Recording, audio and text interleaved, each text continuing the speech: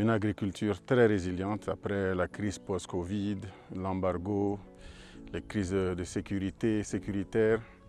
Il faut reconnaître vraiment aux paysans qui se sont battus. Ils sont, comme le dit l'hymne national, ils sont restés debout sur le rempart. Ils ont toujours fait leur part du job. L'année dernière, c'est vrai qu'on a eu une pluviométrie un peu déficiente, donc il a vraiment un peu joué sur les rendements.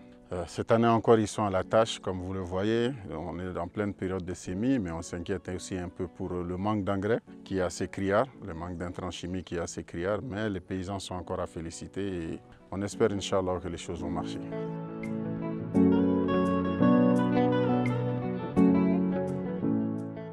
Le Mali est un des pays de la sous-région qui consomme jusqu'à 90% de ce qu'il produit. Quand vous regardez la population malienne rurale, nous consommons notre mil, notre maïs et notre riz. Nous ne sommes pas trop dépendants de l'extérieur sur ces choses.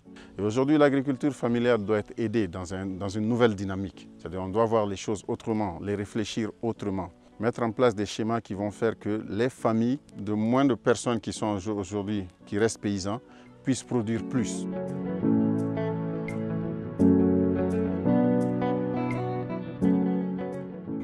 Les difficultés, c'est vraiment des gens, c'est des gens qui se battent, qui sont au taquet tous les jours, mais il manque de tout. Il manque l'équipement agricole, il manque les intrants agricoles, les politiques foncières ne sont pas adaptées. Et surtout, il faut qu'on réorganise même le système agricole malien, c'est-à-dire qu'il faut l'enregistrement des exploitations agricoles familiales accompagné d'une géolocalisation et assortir d'une carte professionnelle agricole pour que l'agriculture devienne un métier. Et toutes ces difficultés au niveau de l'APCAM et de la CNOP, nous avons réfléchi et nous avons donné des solutions par rapport à 4 axes. Le premier axe, l'enregistrement des exploitations agricoles familiales avec une géolocalisation assortie de 4 professionnels. Qui est qui? Qu'est-ce qu'il fait? Où il le fait? Comment il le fait?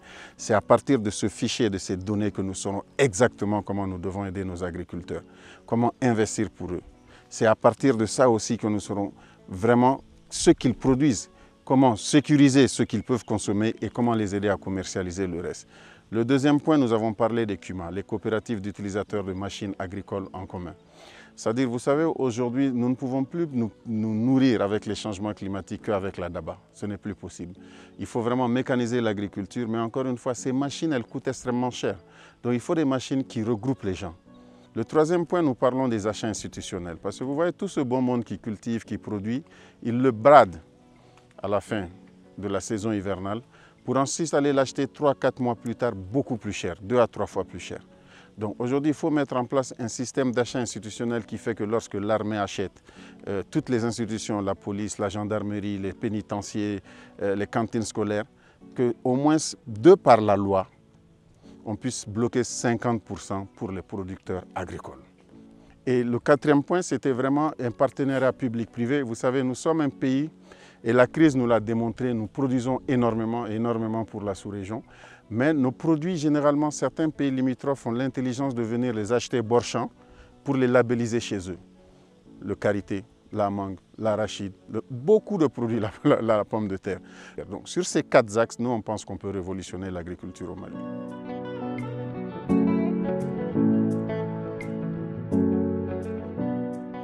Pour la relance du secteur agricole, il faut d'abord au niveau de l'État qu'il y ait une bonne écoute. Il faut une prise de conscience aussi des agriculteurs qui sachent défendre leurs intérêts, qu'il y ait un lobby agricole, que ces gens puissent savoir qu'est-ce qu'ils veulent réellement. 15% du budget de la République alloué à l'agriculture, où est-ce que ça va réellement? Tous ces projets et programmes, ces centaines de milliers de millions de francs de CFA, ou bien ces milliards, ces centaines de milliards, où est-ce qu'ils vont réellement? Est-ce qu'ils touchent leur cible réellement? Il faut que les agriculteurs, on arrête d'être du faire-valoir, que les gens nous utilisent seulement lorsqu'ils ont besoin de nous. Il faut qu'on prenne conscience que nous avons besoin de ça, nous voulons être aidés comme ça et voilà les chemins sur lesquels nous voulons qu'on a. Et sur ces 4 points que le monde agricole a signé, sur ce pacte agricole qui s'est passé à Sélingué, qui est extrêmement important, où tous les leaders du monde paysan se sont réunis sous la coupole de l'APCAM et de la CNOP, nous avons fait un mémorandum, nous avons écrit aux autorités, toutes les réponses sont là-bas. Qui nous sommes, où nous voulons aller et comment nous voulons y aller. Et c'est vraiment ça l'objectif que Aujourd'hui, le monde paysan, les leaders paysans veulent commencer à véhiculer. Et surtout dire à nos adhérents, nous sommes ce pays, nous sommes les plus nombreux. C'est nous qui nourrissons ce pays. Et le temps d'embargo a clairement montré quelle est notre valeur. Puisque nous avons tenu. Et nous avons tenu grâce à ce que nous avons chez nous.